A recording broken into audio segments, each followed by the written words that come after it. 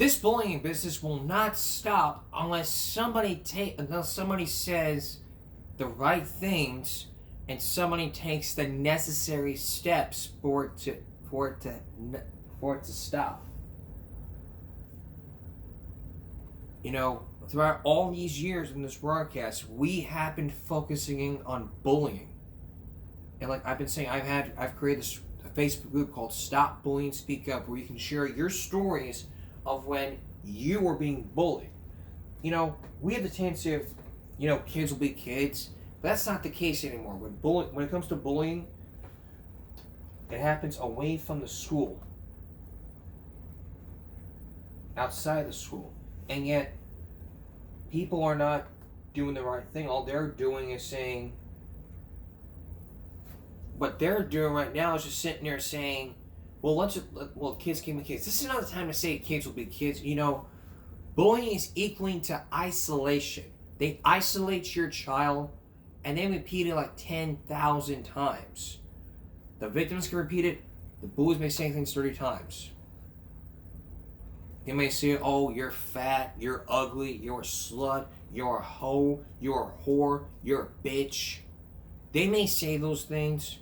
They say those things to you, and you repeat that 10,000 times.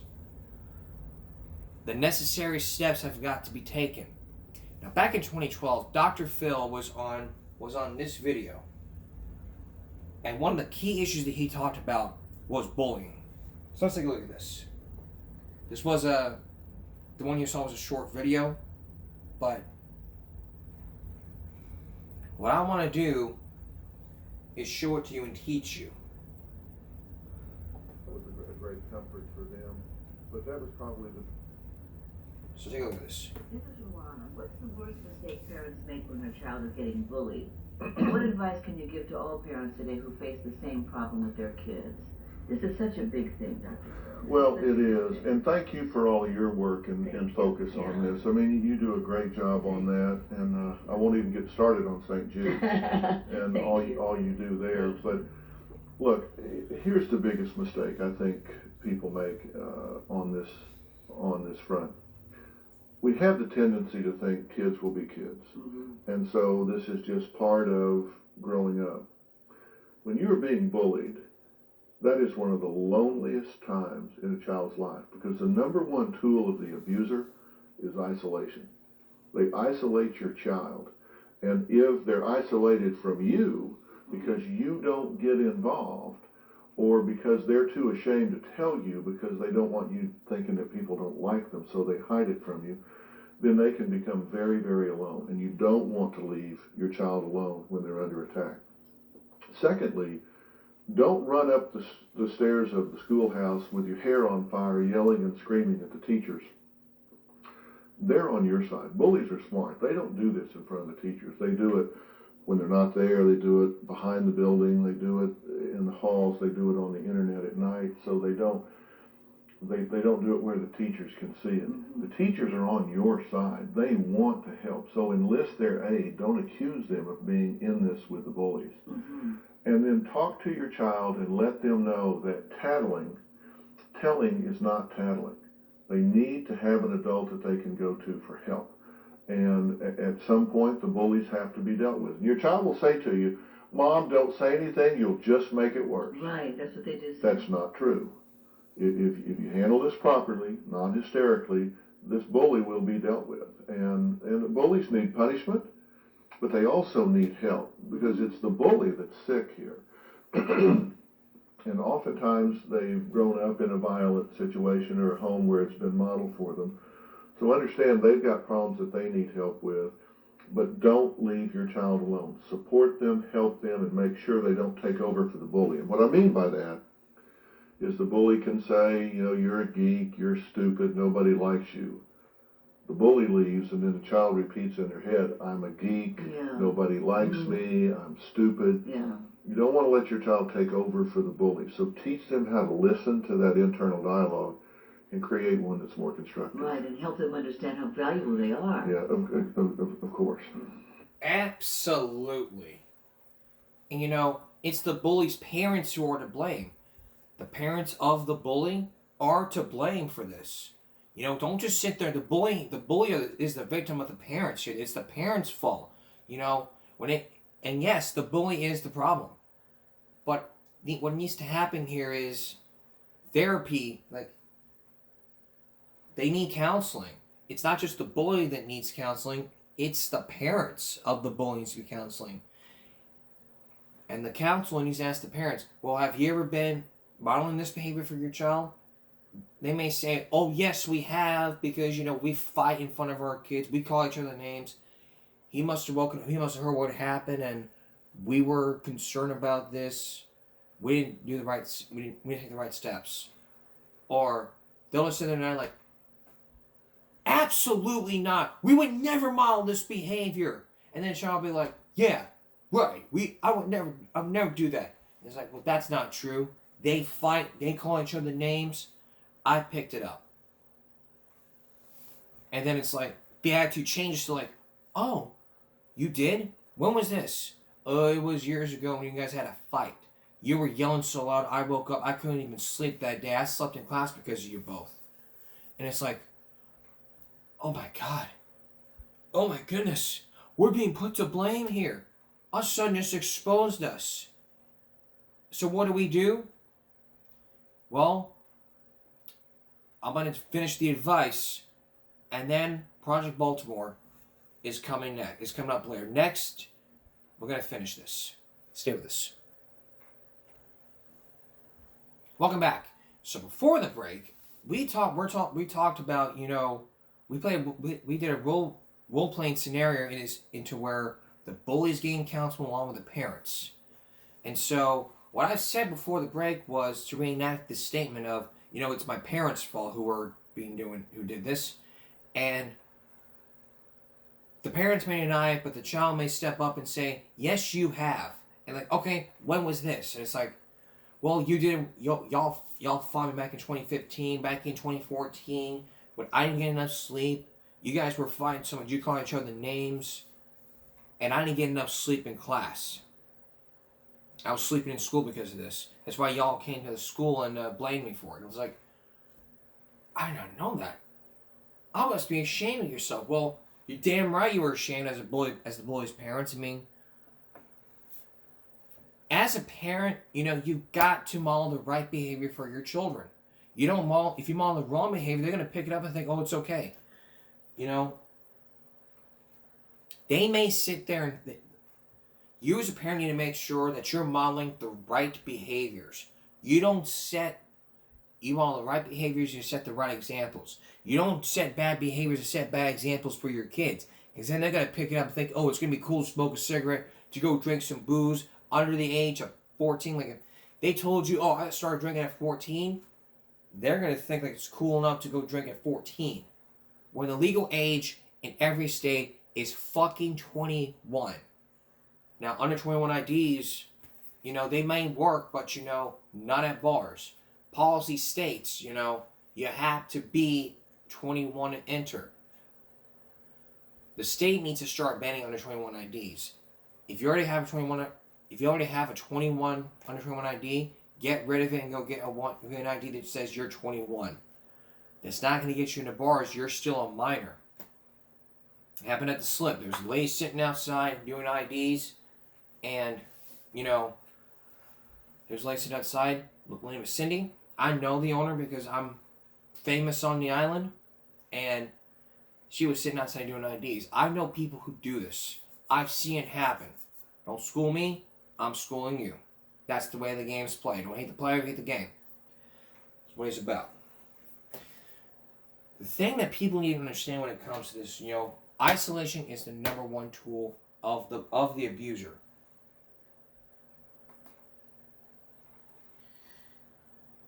And this is from the Journal Record. This is from the journalrecord.com. Now, they've written an article back on the 30th.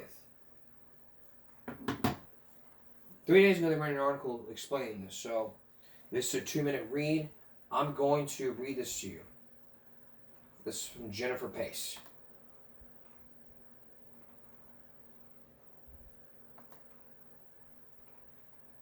school choice can restore the joy of learning. PACE. For families facing bullying, school choice can restore the joy of learning. For too many Oklahoma families, bullying is a daily reality that shapes how children feel about school and themselves. Bullying continues to be a pervasive issue for students across the U.S., with Oklahoma having the 9th highest rate of bullying. Nearly 1 in 5 students in the state has experienced the spreading of rumors, insults, or violence from their peers.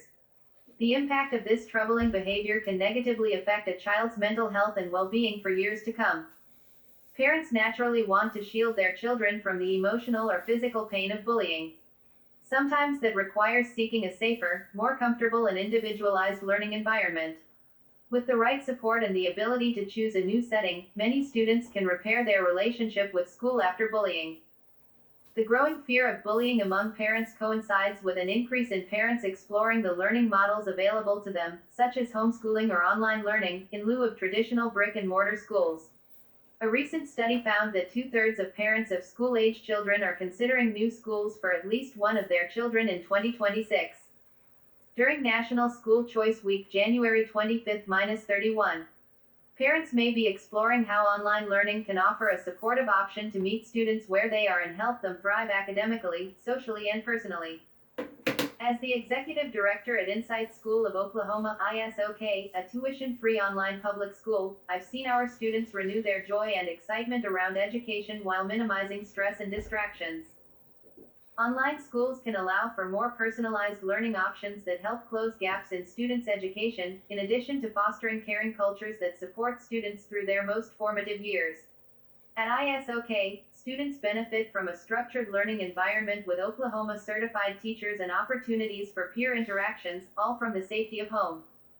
Though much of the learning is done online, students can choose to join school clubs and interest groups and engage with peers through game-based learning platforms. Students can also play NCAA sports, as ISOK is an accredited school. These opportunities ensure virtual students can build friendships, explore interests, and feel part of a community. National School Choice Week highlights why personalization matters in education, especially for students whose needs aren't met in traditional settings. Families today have more options than ever, and no child should feel stuck or unsafe in an environment where bullying interferes with learning. Online school is not a cure-all for bullying, but it can provide something essential, a safe place to reset, rebuild confidence, and rediscover the joy of learning. For many Oklahoma students, virtual education offers the structure, stability, and support needed to move forward.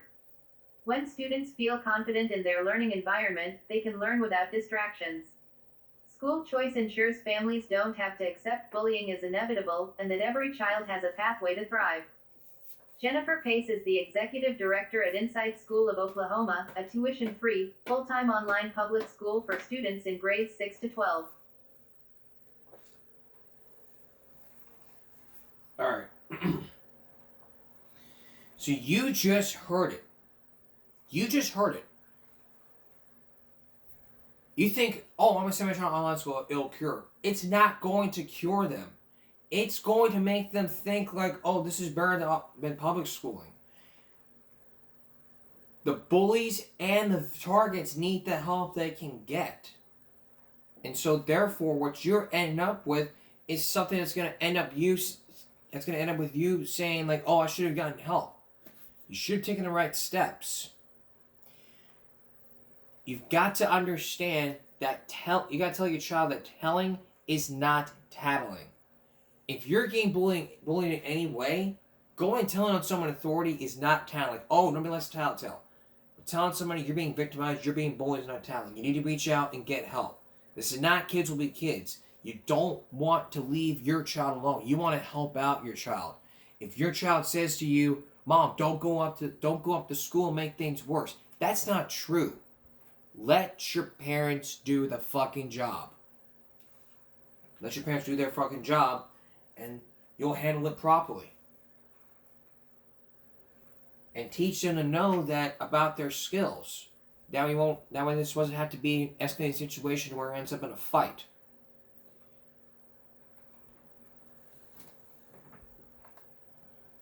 That's my 2 cents of what's going on. And parents should have the right to know about about school bullying. NewYorkCenter.gov, James Tedesco introduced a bill called Jacob's Law. It's a nonpartisan bill with several Democratic sponsors and tries to pass in the Senate.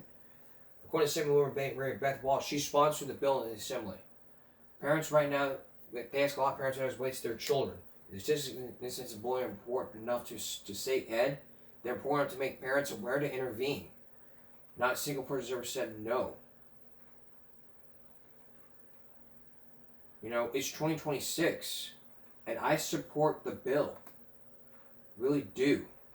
As somebody who knows about bullying, I do support this bill.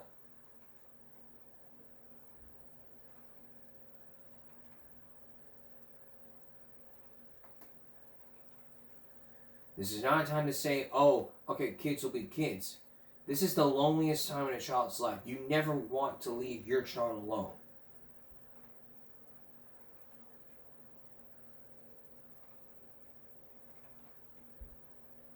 And here's an article back in 2025 from care.com. Do schools do enough to handle bullying? And we talked about all four types of bullying. There's physical bullying, cyberbullying, social, emotional bullying, and verbal bullying. All these we've ever talked about through all these years.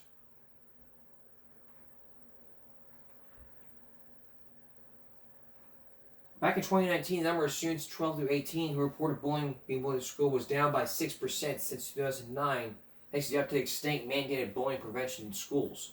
But according to National Center for Education Statistics, however, bullying research continues to advance along with the social norms. So what can schools do to prevent this? Be proactive no matter what the school. Adopt an evidence-based anti-bullying program in addition to state-required policies. Emphasize social and emotional learning lessons. Educate everybody, not just teachers and students. Empower students to stop bullying between peers. And as for parents, they should first ask for a copy of the school's anti-bullying policy. When it comes to cyberbullying, due to its sensitive nature, experts notify that educators need help from all adults to prevent it.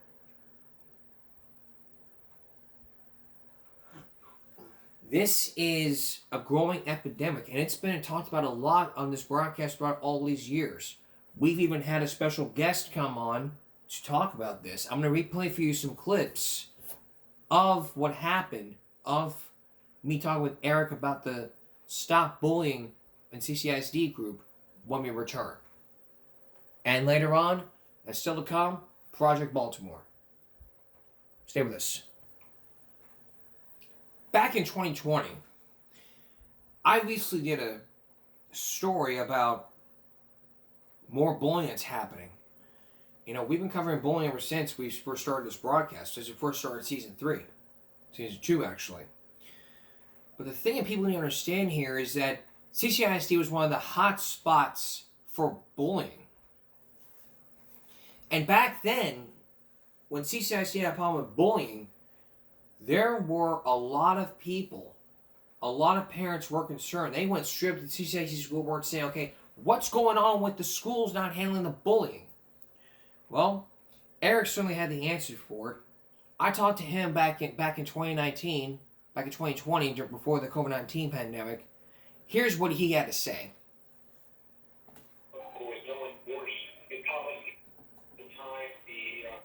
Group on Facebook. Well, it started back in 2018 when my little niece was bullied at South Park Middle School.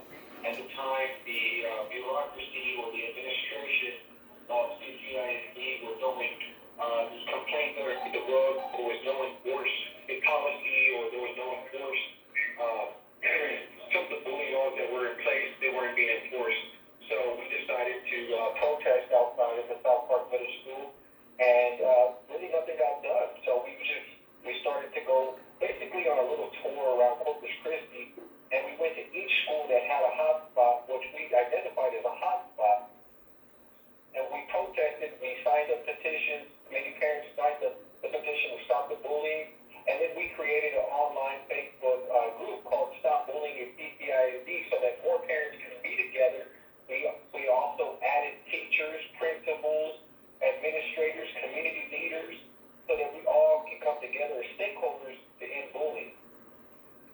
as you know, part of the show, this show expresses my number one topic of education because we have to give kids the best education they can get besides, and help them learn how to speak up and not be the victim because bullying is just like unacceptable.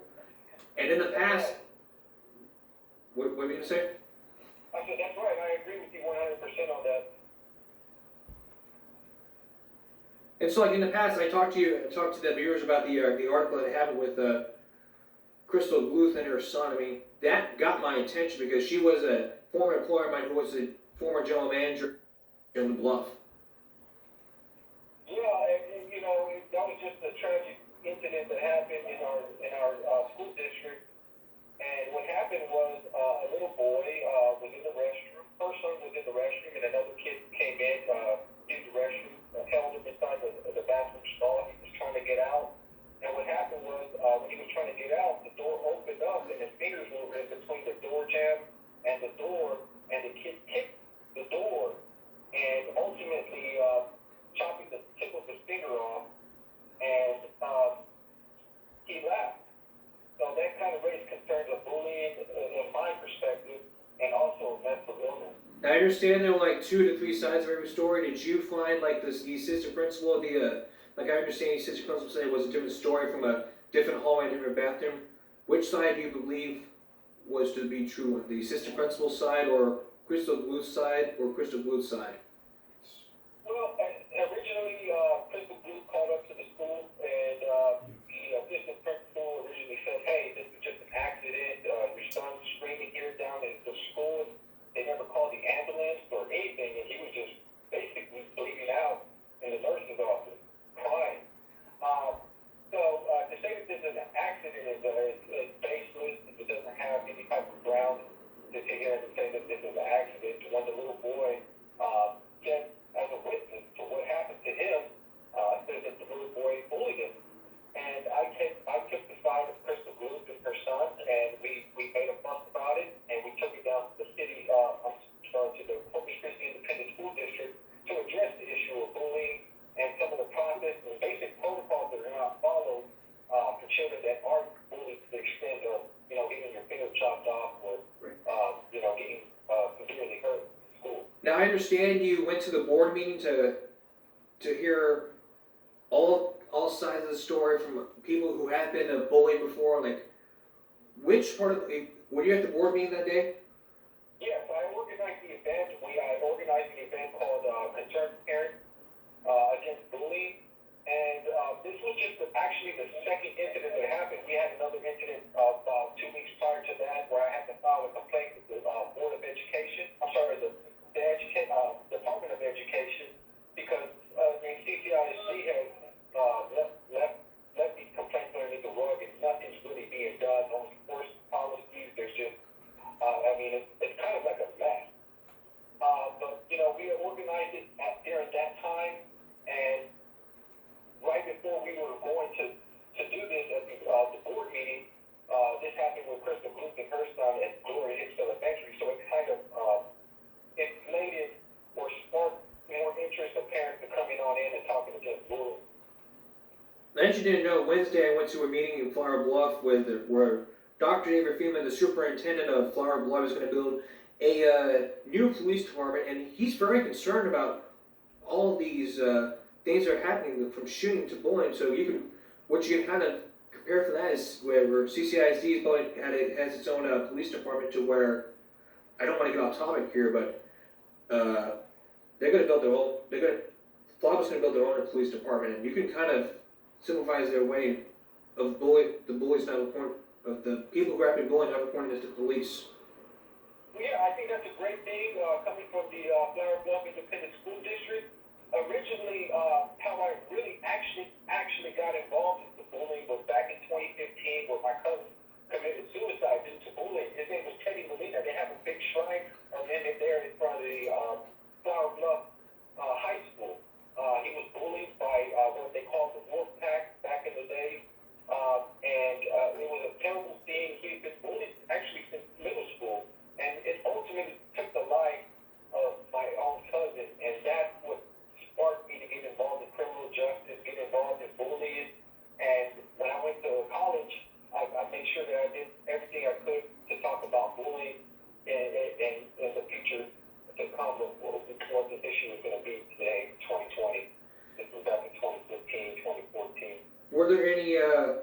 did Fob Love do back in 2015 to help you out with your son that was bullied here in the Bluff? It wasn't my son, it was my cousin. I mean, your cousin, sorry. Your cousin. Yeah. Right, yeah. And they didn't do anything. They brushed it underneath the rug from some of the hearsay or some of the advice from other students were saying that, hey, the people that were bullying Teddy Molina were part of the football team, and the football team was actually their first time going to the state championship.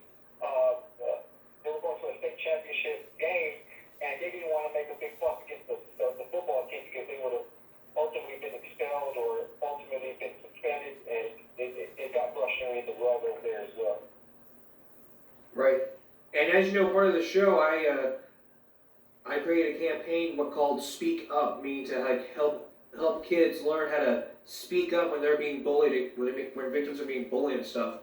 And I understand what you're saying, that these incidents can happen when we need to teach children how to speak up, and we have to train educators and administrators how to tell children to speak up. So I think if you and I can, so I think if the show, you and me can like express some of these feelings, some of the issues that we talked about, that I talked about on the show, and what you told me about, maybe we can help out and work together. So, I mean, if kids are, have a problem speaking up and telling their parents, that they're being bullied at school, I think that they need to find somebody who they can trust, either their parents, their grandma, their grandpa, a teacher that they can really trust, so that this issue at school can be eliminated. And it's very hard for children to trust somebody, and I think trust is probably the biggest foundation that we have to build bullying on. We have to trust one another that, hey, if I tell you that I'm being bullied, are you going to do something about it? Yeah, because we deteriorated this trust in CCRD because kids are saying, hey, I'm being bullied, and nothing's being done about it. So it becomes a normal thing when actually it's an abnormal thing. I mean, not to sit here and say that I wasn't unscathed in middle school, but I got punched, I got talked about bad, verbally, physically, and emotionally. And now we're seeing a bigger thing going on. We're seeing cyberbullying. And cyberbullying is probably one of the worst category of bullying that can happen to a child, because people can make a fake profile on social media and talk bad about you. Yeah, I think the big advice would be for all parents listening at home is for you guys to unplug. Don't just like unplug your phones and stuff. Just unplug this stuff. Like, if someone calls you saying, I want you to die, if someone like, at the mid says, I want you hang up. That's it. You unplug. Right. We got to raise awareness of these social media apps that a lot of kids are getting involved in, like Snapchat, Facebook, Instagram. Just yesterday I seen a Instagram page where it's called Hoss Fight, HAAS Fight, and it's nothing but fights that are happening in restrooms at Hoss Middle School. I mean, there's about 50 different videos of different kids fighting in these restrooms. Where are the teachers? Where are the principals? Where are the administrators? No one's there because no one's there. no cameras are there because no one wants to. No cameras are there because no one wants to be peeping in the bathroom. We need to put cameras outside the bathroom where they won't look into the stalls. And if students have a problem with that, well, we need to address these to every school district everywhere. I honestly think that we need to take off the doors in these restrooms in school, but that's just my opinion. We'll just put the cameras in the doors. The cameras at the door for sure, but I mean, take off the doors. These doors shut and they're enclosed. You can't hear what's going on inside them. I mean, you're hearing bodies rumbling in there, and you can't hear it if you're in the classroom waiting for the next period to start. Right. And as you know, I've been a victim of bullying myself. I mean, back in like 6th grade, some girl named Sheila picked on me, which she said it was just a joke. I don't take bullying, let me say something at home. I do not take bullying as a joke. I take this seriously. And if you watch Dr. Phil, I tell you something. Dr. Phil takes this bullying very seriously. I take what was done very seriously. I take this show very seriously. I take all these topics very seriously. Yeah, I mean, kids, we send our kids to go get educated, not to learn how to fight. And I hear a lot of people saying, hey, let's put our kids into martial art classes. Well, you're trying to stop violence at school, and you're teaching your kids how to fight? I mean, literally, what are we doing to these kids? We send our kids, we bathe them, we give them shelter, we give them clothing on their back, and then we send them off to CCISD to go get an education. What I've said part of the show is I would recommend to them go to a different school district like London ISD or Flower Bluff. Like in my opinion, I heard from Dr. Allman, Flower Bluff is the best school district to be because it's probably the best school district because I don't know if you haven't seen me out on the street, I play guitar a lot, and some people pick on me, some people like it. Most people like it, some people pick on me, but I try to let the haters be motivators. Right. I honestly think that, you know, we need to open up, instead of these boundaries for schools, I think we need to open up and say, hey, you get to go to a school of your choice. Don't let the school district choose your school that you want to go to. I think that if you want to go to Grant Middle School or if you want to go to Atkins Middle School, I think you should be able to take your kid to that school. Now, if your kid's going to come in, let's just say from the west side of Corpus Christi, where it's a little more rough, you know, and you take them down to the south side of Corpus Christi or Flower Bluff, for instance, I think that, you know, if you're going to send your kid over there and they bring some type of violence or some type of bullying to that school, they should be sent back to their original boundary. I understand. That's just my opinion on things right now. I don't think that we should be forcing kids or parents to force them to go to a certain school. I think that there should be a freedom of choice of what school your child can go to, which can be better in the environment. You know, like right now, I just got a phone call from Driscoll Middle School. I'm getting video fights sent to me every single day. And it's just so much for me to handle as one person. So I have to pick and choose which ones I'm going to advocate for. And, you know, for all of you parents that are out there that have something going on with them at a certain school and nothing's happening, please join us on Stop Bullying at DCISD. Let us know what's going on. There's other parents that are willing to help. It's just not me. There's many other parents that feel the same way I do. And we all can help. There's teachers out there, there's administrators out there, and we're all working together as one. Yes, we'll put the link to the group in the description below if you guys want to join from Corpus Christi. And if you guys want to take part of the bullying, we'll put the 3 parts of bullying in it. I'll put the 3 parts of bullying in the description below. And I want to, and there's anything else you want, any tips you want to give to our viewers out there that are watching, how to stop bullying? Yeah, you know, I just want to let everybody know that, you know, Stop Bullying at DCISD has been very effective on what we've done. We've raised awareness. That was our first goal. We've raised awareness. Now everybody knows about bullying. Kids are starting to find out about it. Hey, I'm being bullied. Our next step in doing this bullying campaign, our very next step should be to have these policies and laws enforced within our school district. We have to start following the law. We need to start holding parents accountable for their children that have bullying behavior. I don't want to call kids bullies, but some of them have bullying behavior, and we need to check that out and make sure that our kids are, you know, going to school prepared to get an education. Because that's what school is all about. We should be educating our children. And I want to thank everybody for listening to the show today. Thank you very much for bringing me on. I really appreciate it. And please let me know how I can help you next time. All right, we'll probably have you on in the near future. Thank you, Eric Lee, from Stop CCISD, Stop Bullying CCISD, for joining us. And I want to name him the greatest motivational speaker on this show that I could ever have. Thank you very much, Mr. Mahoney. I'll probably have you on our next segment. Okay, thank you. You have a great day. Bye-bye. God bless. You too. Bye-bye. All right. Now that was going on. We got to take a break. Next. All right. So you just heard it. I've had him on for 1 year, and basically all he had to say was he was right. You know, awareness needs to be raised. and parents are signing their kids up for martial arts. We talked about the whole dad on the kid's side, mom's all like, go to your room till your father gets home. When basically it's all like, did you win? Did you start it? Did you finish it? It's like, you're good. That's not how it is. There's more story. There's more to talk about bullying. We'll have some more to talk about in the near future. But coming up, Project Baltimore. Stay with us. Oh boy, you know what it's time for? It's time we expose the state of Maryland.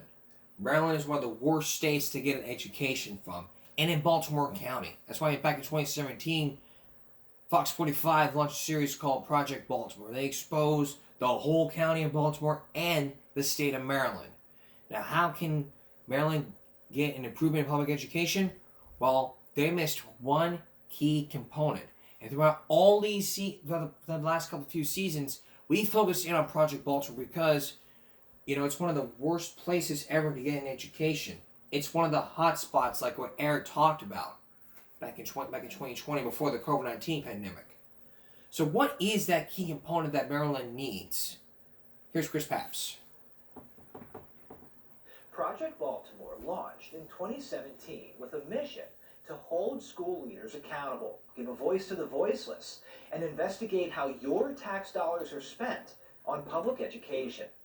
In 2025, after 8 years of this work, I wrote a book called Failure Factory: How Baltimore City Public Schools Deprive Taxpayers and Students of a Future.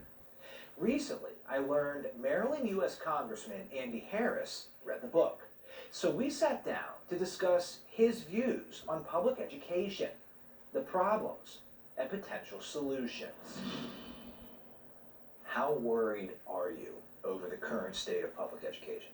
Very worried. Thank you all for being here with us. Andy Harris, for 15 years, has represented Maryland's first U.S. congressional district. If our children can't do math at the end of high school, how are they going to function in a 21st century global economy? Prior to serving in Washington, he spent 12 years in the Maryland State Senate. And he says Project Baltimore's years of reporting, found in the book Failure Factory, confirms what he always felt was true. The system is totally corrupt. It's a self-preservation system. I suspected it for a long time. Harris says it's time for a change. And it starts with admitting there's a problem. Let's just all agree that the public school system in Maryland, especially in Baltimore State, is failing. In 2024, according to the Maryland State Department of Education, Baltimore City Public Schools had a $1.7 billion budget to educate about 75,000 students. That same year, the school system recorded a 70% high school graduation rate, with 10% of students throughout the district testing proficient on the state math exam. By comparison, in 2017, city schools had a $1.3 billion budget for about 82,000 students. Still, 70% of students graduated, and 11% tested proficient in math. The district received a roughly 30% increase in funding from taxpayers, with largely the same student outcomes. How do you square those two things?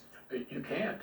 Well, the only way you square it is your system is completely failing. To help improve public education, Harris, for years, has been a proponent of school choice. Where you have something that's failing, the thing that usually brings that out of failure is competition. Is the fact that you actually have to compete to get the dollars, to get the students. School choice gives families the option, with a voucher if necessary, to choose which school their children attend, instead of always being zoned to specific schools based on where the student lives.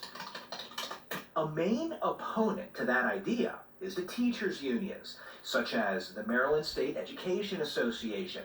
On its website, MSEA calls school choice an existential threat to public schools, explaining public taxpayer dollars should be spent improving our public schools, not subsidizing expensive private schools. The union drives education policy, and I am convinced it's not always in the student's best interest. When the One Big Beautiful Bill Act passed in Washington last year, it created the first ever national school choice program where private groups can establish scholarships with tax-deductible contributions to offer vouchers for students to attend the school of their choice. Oh yeah, Harris believes that type of program will force schools to compete for those dollars by improving the quality of education. We're going to learn division today. According to Education Week, governors in 18 states plan to opt into the program. 4 have opted out, and 28 states, including Maryland, have not yet decided. that's absolutely right. But Harris hopes Maryland does opt into the program because he says too many schools, especially in Baltimore, are failing to properly educate students. And those students, he says, deserve better. The real sadness is that it's the students that fail. You're helping to, in some essence, waste a human life, and that is just wrong. Polling suggests most Marylanders do support some degree of school choice. According to a Gonzalez research poll published last year, 74% of Maryland voters support school choice, with 59% strongly supporting it. I'm Chris Pabst, and this is Project Baltimore. Yikes. So sorry about that. See, you probably heard it here, and now you're going to hear it from me. We need improvement. We need that school choice voucher. What's going to happen? What's going to happen if we don't have that voucher? Well, let me tell you what's going to happen. We're going to go back to the darker days of public education. And then when your school's on the news, you're going to be saying to yourself, maybe we should have opted in school choice, because we were too stupid enough to not even try it out. You have to try something new in order to have that happen. All right. Here's another one.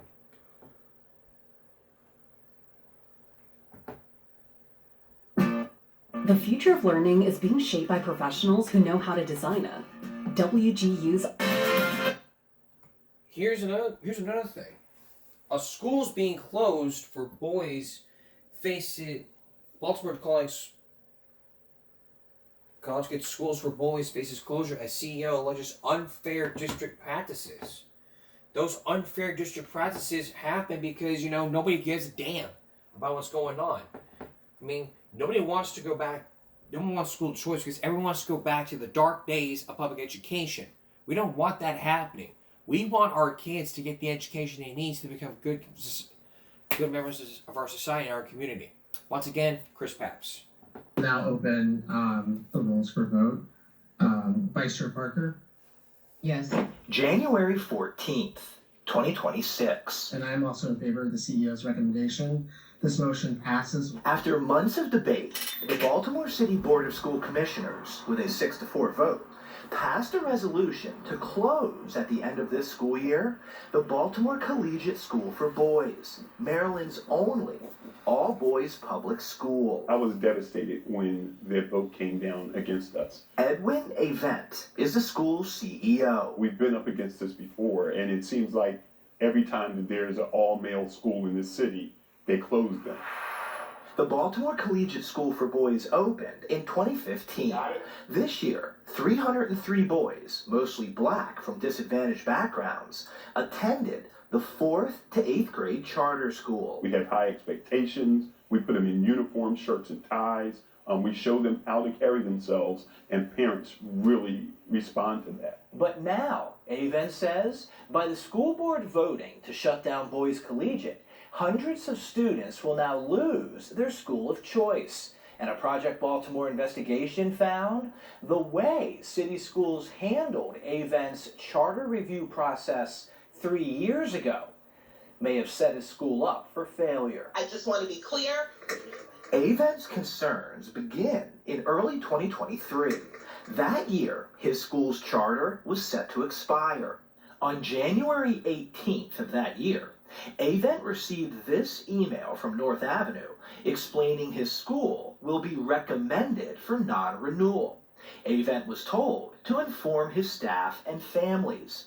The following month, however, the school system changed course and the school board voted to renew the charter for 3 years. That passes. But Avent says the damage had already been done because his families were initially told the school was closing and many left. What that does to us is it freezes all of our fundraising, right? It freezes all of our enrollment. Families are making other choices where they're going to send their sons because they think our school is going to close. The following school year, enrollment at Avent's school plummeted from 453 during the 22-23 school year to 325 in the 23-24 school year, which Avent says crippled the school financially. Where they scare away people and we can't make the money, and then they tell us you have a financial problem. This is City Schools Board-approved regulation regarding public charter schools. It states the public is to be notified after the school board votes to close the school. But that process is not what happened to Avent School in 2023 and more recently. On November 12th, 2025, with the school's charter again up for renewal, City School CEO Dr. Sonia Santelises recommended to not renew Boys Collegiate's charter. Her recommendation was made public. But this time, the board voted to shut down Avent School, saying it was not effective in student achievement and financial management.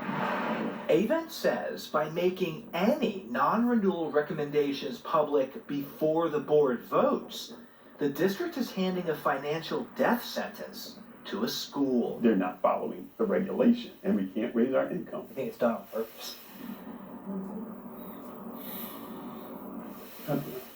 Project Baltimore, Tuesday morning, reached out to Baltimore City Public Schools regarding the process for charter school renewals.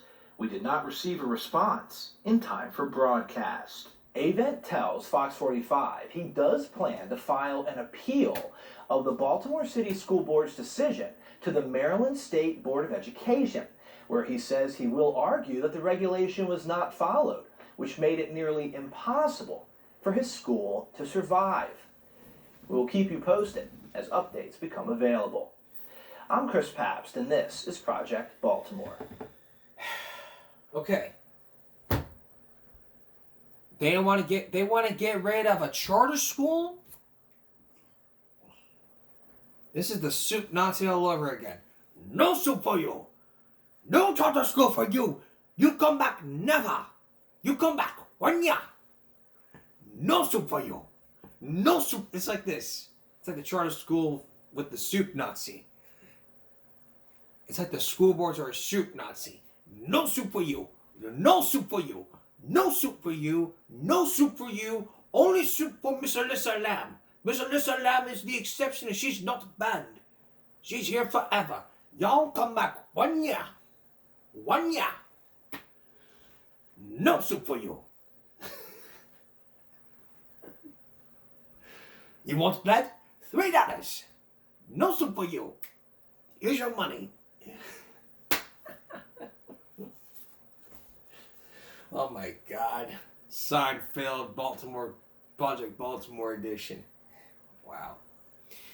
Anyway, I just want to play catch up here for just a bit because we've not done an episode in the past week. So, how you know what's going on? It's like the Board of Education is the soup Nazi from Seinfeld.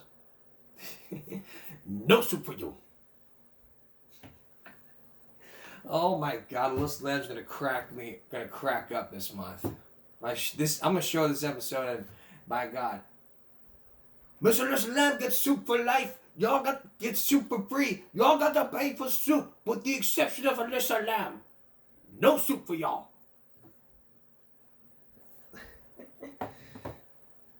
No joke lined up for this one. Oh. Hey, Alyssa Lamb, you got some dishes? We got a Board of Education here that's just closing down a school. Now it's getting double. Miss Alyssa Lamb, get the dishes ready. Get Get the kitchen all messy. We got a school board of education who needs to clean up the kitchen. Get them a broom, get them a mop, get them a bucket, have them spit on the floor. I don't care what you do. Make them clean the kitchen. Gracie, get your video camera. Get your video camera and start filming. Oh my God. Oh my God. Lamb's gonna crack me up. I'm gonna have her come by with her old teacher from the teacher's junior, hold me down, punch me in the gut, kick me in the groin. Oh my God. Hold him. Oh my God. I laughed too much. We're gonna take a break and we're gonna take a break right back. Do we see a red flag here? Or do we see a green flag? What if your boy... This is the question for all the girls out there. I'm going to put you all on the spot because y'all got boyfriends. What if your boyfriend was crying? And then all of a sudden, what if all of a sudden, you say to yourself, what should I do? Should I tell him to stop crying like a little bitch? Or should I go in there and help him? Well, here's some examples of a man crying in front of a girlfriend, which is also tonight's viral break with 7.3 million views. These boyfriends are crying in front of their girlfriends. What happened next is shocking. Who is a green flag? What are you crying for? Are you really crying right now? Blaze, if you don't shut your ass up right now... What? Stop crying like a little bitch. My grandma died this morning. Get a grip!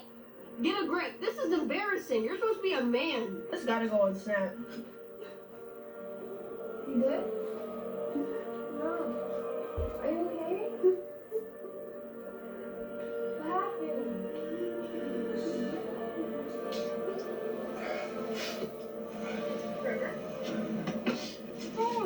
My teacher's died today. Oh my God, I feel so sick. You know I can take care of you. You want to watch a movie? No, I'm not sick. I'm not able to do it. Let's watch movies. I can make the fudge brownie ice cream. Yeah, no. These boyfriends are crying in front of their girlfriends. What happened next? This was the red flag for this girl, calling him a bitch. Telling him to stop crying like a bitch. That's the wrong way to do it. You're supposed to feel sorry for them. So, yeah, we're gonna take a break, come back.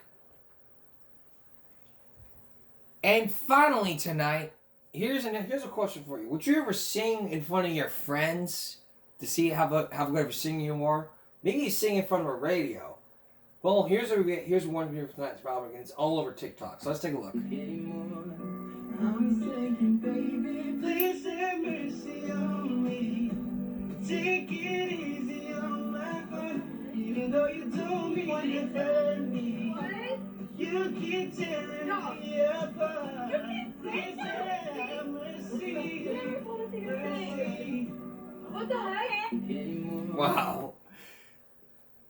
That's kind of cool, but there's other ones. We're not going to have time for that. There's time for this one here. This brother started singing in front of his Take a sister look for at the this first time, and his voice is just amazing. I spent 10,000 hours and 10,000 more. Oh, if that's what it takes to learn that sweet heart of yours. And I might never get there, but I'm gonna... This brother started... So that's kind of cool. Even if you were singing with your girlfriend, your friends would be like reacting and all that stuff. So that's kind of cool for the friends and for the sister to start filming those videos. So that's all for this Game Break Sunday. We'll see you again for Game Break Friday. Follow us here on YouTube and give me a break. Stop bullying, speak up, concentration, not strength. No jaywalking. Take care of yourself and each other. Good night.